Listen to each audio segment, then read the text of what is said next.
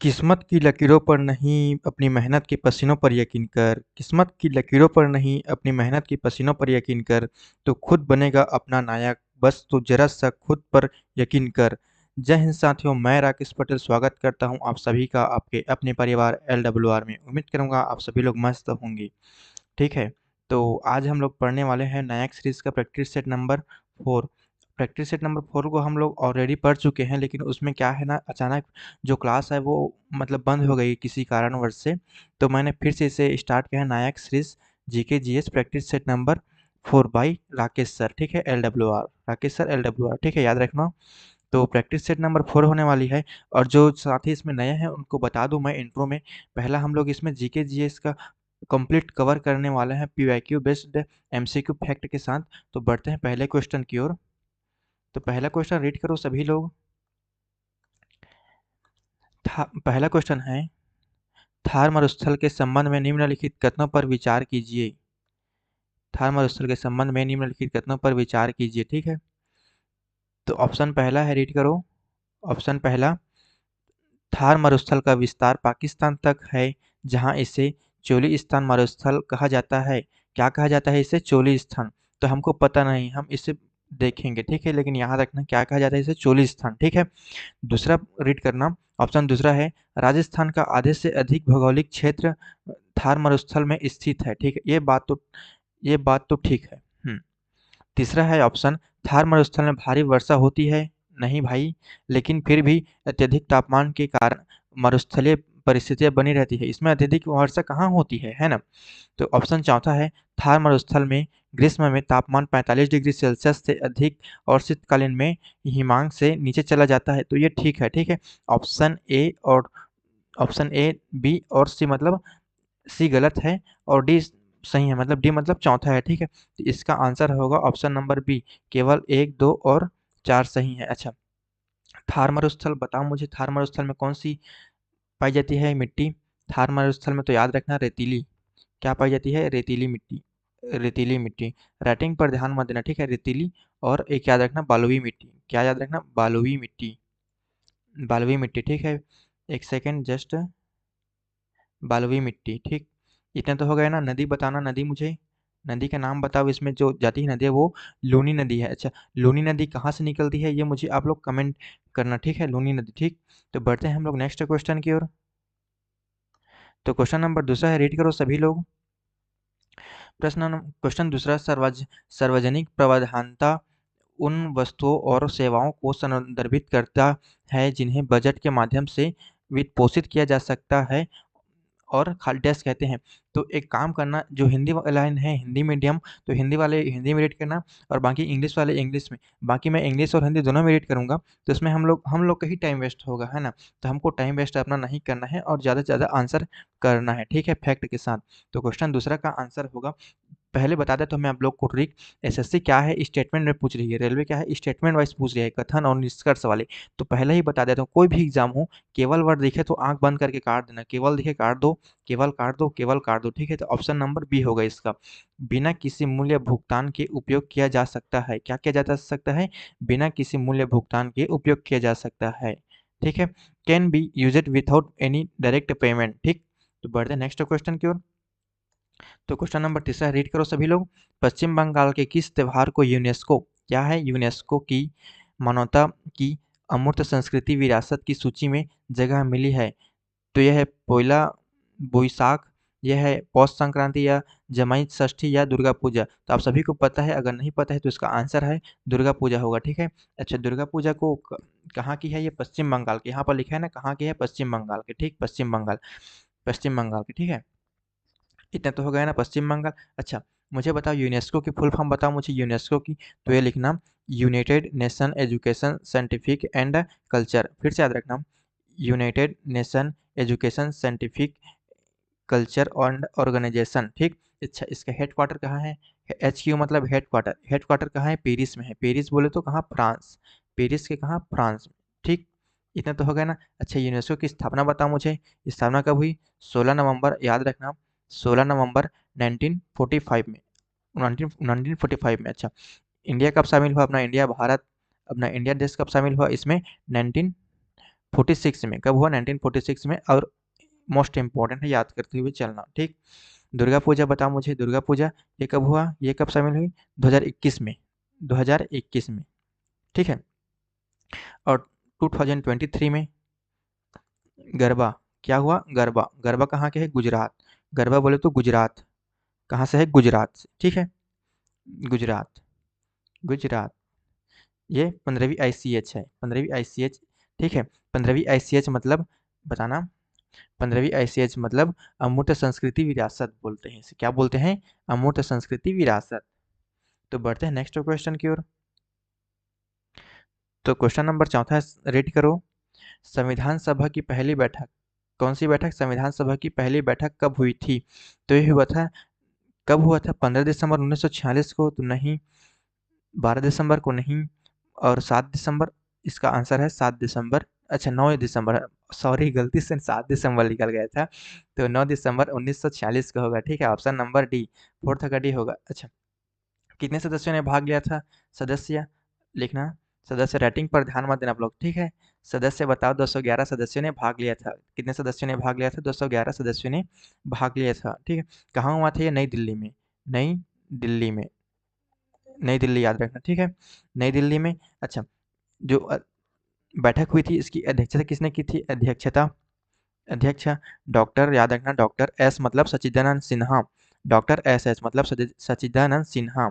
Short form में लिख रहा हूँ, एस मतलब डॉक्टर सच्चिदानंद सिन्हा। अस्थायी हुए थे क्योंकि उस टाइम के बुजुर्ग आदमी थे, यही थे, ठीक है, अस्थायी। अच्छा, सेकंड बैठक मुझे बताओ, सेकंड मीटिंग, सेकंड, सेकंड बताओ मुझे, सेकंड हुई थी, एक सेकंड, सेकंड बताओ मुझे, 11 दिसंबर का देखना, 11 दिसंबर 1946 को, 1946 को, ठीक है, 11 दिसंबर 1946 को।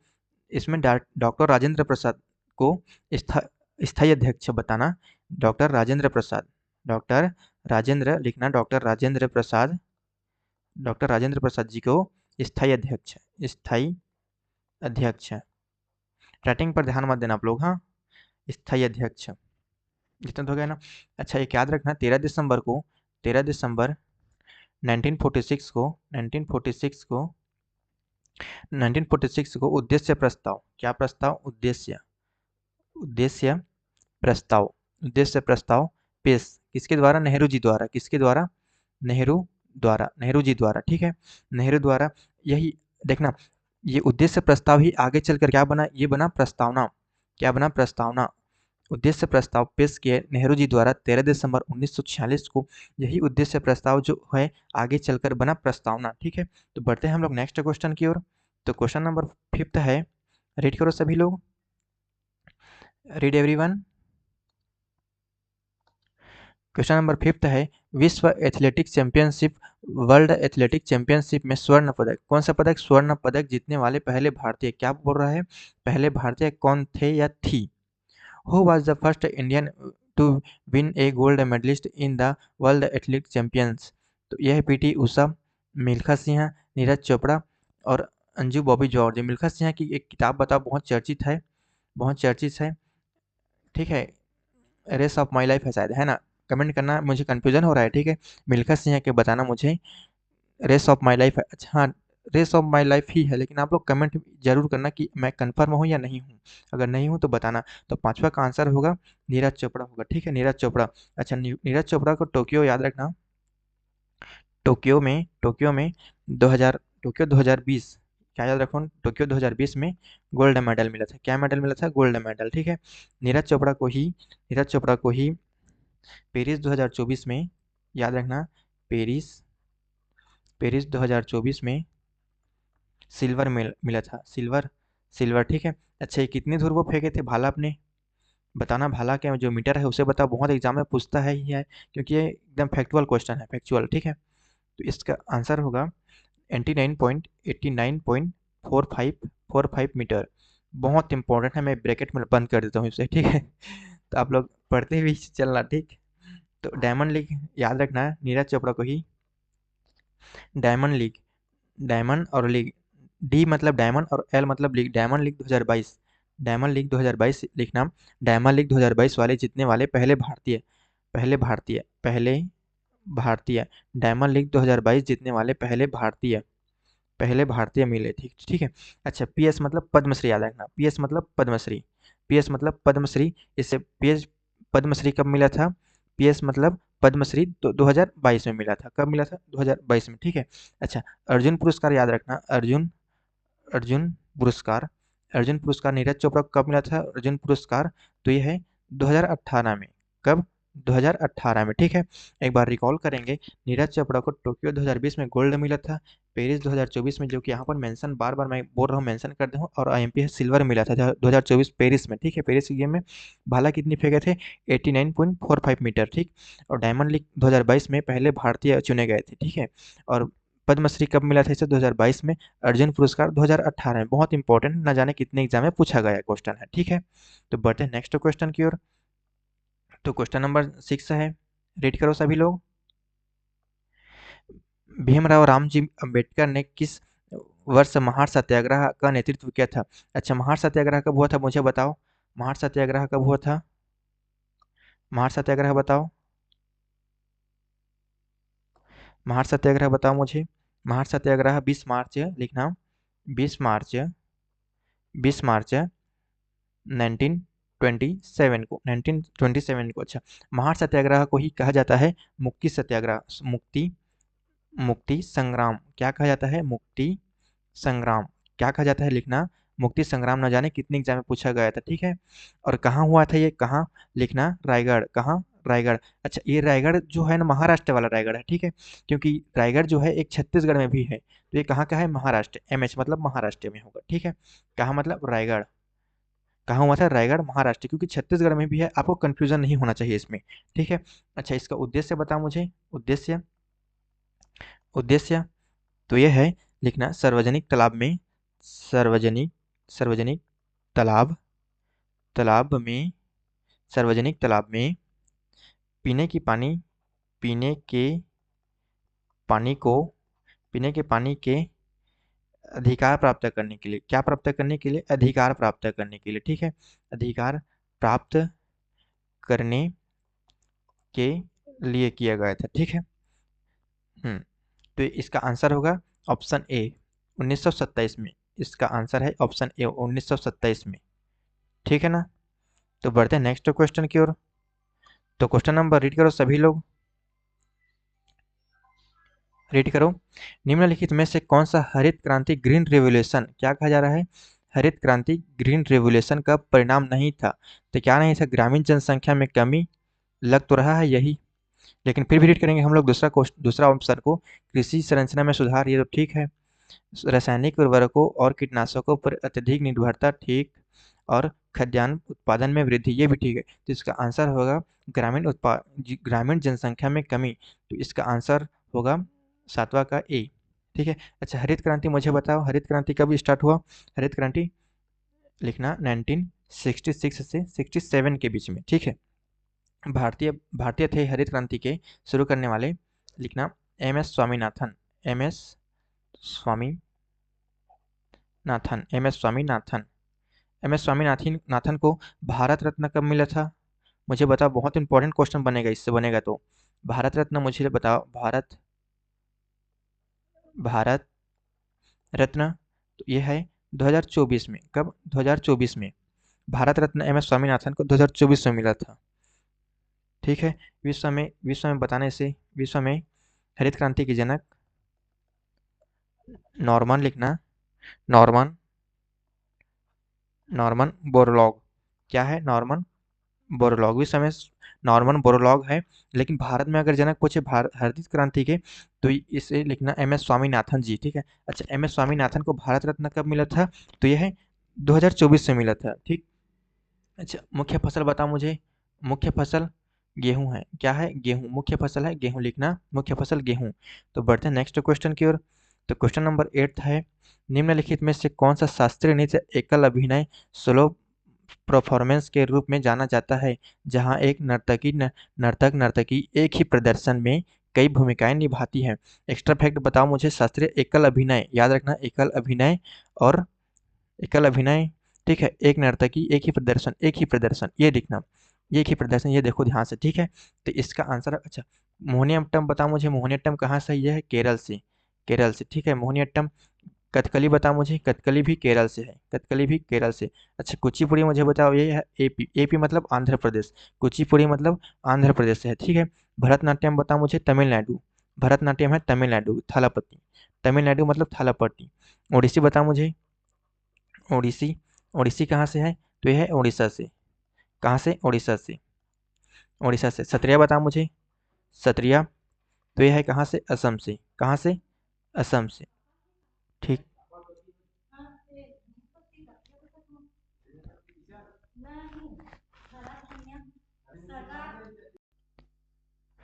तो जो 8th क्वेश्चन का आंसर होगा, इसका आंसर होगा option number B, option number B, ठीक है। मतलब option number B, Kuchipudi.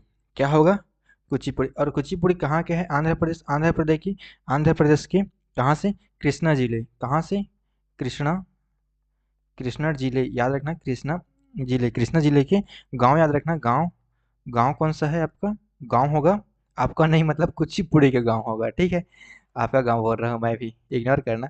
Kuchipudi का गांव होगा कुचेलापुरम, कुचेला, कुचेलापुरम, कुचेलापुरम याद रखना, ठीक है।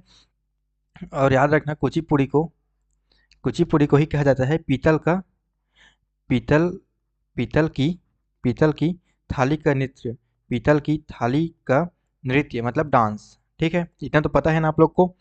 और कुचिपुड़ी में ही प्रयोग किया जाता है लस्या, याद रखना, लस्या प्लस तांडव, क्या? लस्या प्लस तांडव मिश्रण, मिश्रण, ठीक है। एक मुझे बताना, आईएमपी है सभी एग्जाम के लिए, कथक मुझे बताओ, कथक कहाँ से है? तो कथक है यूपी मतलब उत्तर प्रदेश से है, यूपी मतलब उत्तर प्रदेश से। तो बढ़ते हैं हम नेक्स्ट क्वेश्चन की ओर। एक सेकेंड,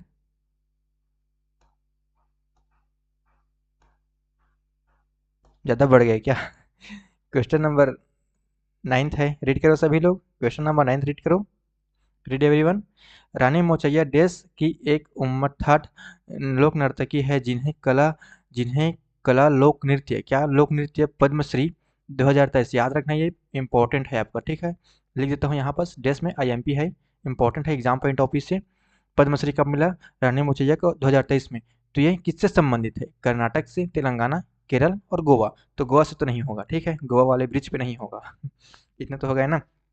तो 9 का आंसर होगा कर्नाटक से, कर्नाटक से, ठीक है, कर्नाटक, कर्नाटक से। अच्छा, छत्तीसगढ़ से मुझे बताओ, सीजी मतलब छत्तीसगढ़, छत्तीसगढ़ से मुझे बताओ तीजन बाई, क्या याद रखना? तीजन, तीजन बाई याद रखना, क्या याद रखना? तीजन बाई, तीजन बाई याद रखना। राजस्थान से मुझे बताओ, राजस्थान मतलब आरजे, राजस्थान से गुलाबो, गुलाबो सपेरा, क्या याद रखोगे? गुलाबो सपेरा, गुलाबो सपेरा, याद रखना राजस्थान से गुलाबो सपेरा का। तो क्वेश्चन नंबर अगले की ओर बढ़ेंगे हम लोग। क्वेश्चन नंबर 10 है, रीड करो सभी लोग। कॉफी मुख्य रूप से किस राज्य के रोपण फसल, कौन सा फसल रोपण फसल के रूप में उगाई जाती है? कॉफी तो सभी लोग जानते हैं, लेकिन क्या फसल है इसे बताना रोपण फसल के रूप में, इंपॉर्टेंट है। स्टार मार्क कर देता हूँ आपका, 3 स्टार दे देता हूँ इसको, ठीक है। तो कॉफी मुख्य रूप से किस राज्य में उगाई जाती है रोपण फसल के रूप में? तो ये है ऑप्शन नंबर डी, कर्नाटक में। और ये पूछा गया था 18 सितंबर 2025 को 9 से 10 PM वाले मतलब फर्स्ट शिफ्ट में, ठीक है। और कौन से एग्जाम में पूछा गया था ये नहीं बताने वाला मैं। तो ये है कर्नाटक राज्य से। तो हम लोग और मुख्य फसल रोपण फसल को देखते हैं, एक स्लाइड में लिया हूँ मैंने पूरा डिटेल में, जिनका आईएमपी है मार्क करते हुए चलना और पढ़ते हुए चलना। तो बढ़ते हैं स्लाइड की ओर। तो ये है, देखो, रीड करो एवरीवन।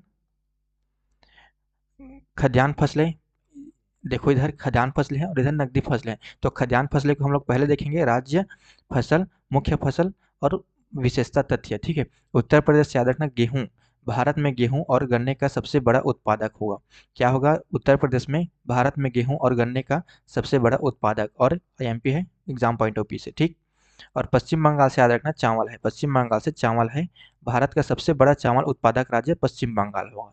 मध्य प्रदेश है सोयाबीन और दाल, सोयाबीन और दाल एग्जाम पॉइंट ऑफ व्यू से बहुत इंपॉर्टेंट है, सभी के सभी इंपॉर्टेंट है। तो मध्य प्रदेश से याद रखना, ये मध्य प्रदेश से सोयाबीन और दाल, इसे सोया स्टेट कहा जाता है, सोया स्टेट मतलब मध्य प्रदेश, ठीक है। एमपी दालों के उत्पादन में अग्रणी मतलब प्रथम स्थान, ठीक है।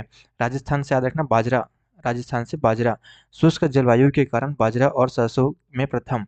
राजस्थान किसमें प्रथम है? सरसों और बाजरा में। किसके कारण होता है? शुष्क जलवायु। कौन सी जलवायु? शुष्क जलवायु। ठीक है। पंजाब में याद रखना गेहूं या चावल, गेहूं और चावल प्रति हेक्टेयर उत्पादकता में सबसे आगे। पंजाब याद रखना गेहूं और चावल से। इधर याद रखेंगे हम लोग, दूसरा में है नकदी फसलें। देखो दूसरा लिखा है नकदी फसलें, कैश क्रॉप्स। राज्य प्रमुख फसल, राज्य प्रमुख फसल और विशेष तथ्य।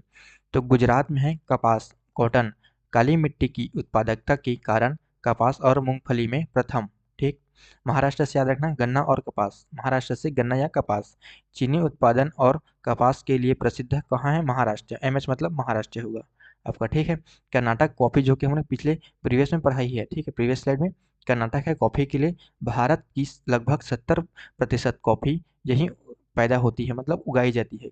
कोई भी कुछ भी बोल सकते हो, कर्नाटक से है 70%। कितने परसेंट? 70% याद रखना। असम से याद रखना चाय, मतलब टी।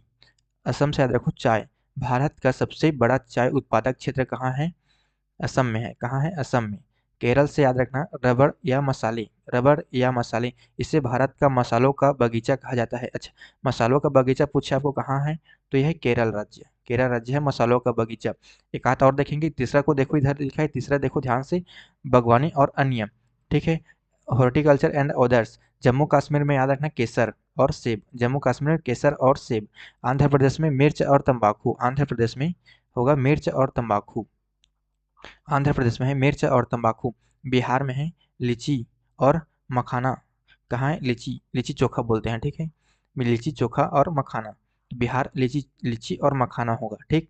तो बढ़ते हैं नेक्स्ट क्वेश्चन की ओर। तो क्वेश्चन नंबर 11 है, रेड करो। कब पूछा गया था? डेट है 27 नवंबर 2025, मतलब लेटेस्ट है ये। ठीक है, लेटेस्ट। तो क्वेश्चन रीड करो सभी लोग। क्रिकेट खिलाड़ी तेज गति से आती गेंद को पकड़ते समय अपने हाथों को पीछे की ओर क्यों खींच लेता है? ऑप्शन ए है गेंद का संवेग कम करने के लिए, ऑप्शन बी है गेंद पर कार्यरत बल को बढ़ाने के लिए, ऑप्शन सी है संघ का समय बढ़ाने के लिए ताकि हाथों पर लगने वाला बल कम हो जाए। ठीक है। ऑप्शन डी है गेंद का त्वरण बढ़ाने के लिए। तो हमेशा की तरह मैं आप सभी को 11वां क्वेश्चन देता हूं, जो कि होमवर्क क्वेश्चन होता है। आप सभी को बोलता हूँ इसका आंसर कमेंट सेक्शन में कमेंट करना करके, लेकिन आप कमेंट नहीं करते, वो अलग बात है। लेकिन हमेशा की तरह 11वां आंसर है आपका होमवर्क, होमवर्क। ठीक है। तो हम लोग मिलेंगे नेक्स्ट प्रैक्टिस सेट में। प्रैक्टिस सेट नंबर 5 होने वाला है, जो कि परसों लाऊंगा मैं, नया सीरीज का। तो अगर क्लासेस पसंद आई हो तो लाइक शेयर सब्सक्राइब कर देना, बहुत मेहनत लगती है। हम लोग मिलेंगे परसों, मतलब प्रैक्टिस सेट नंबर 5 में। तब तक के लिए बाय बाय।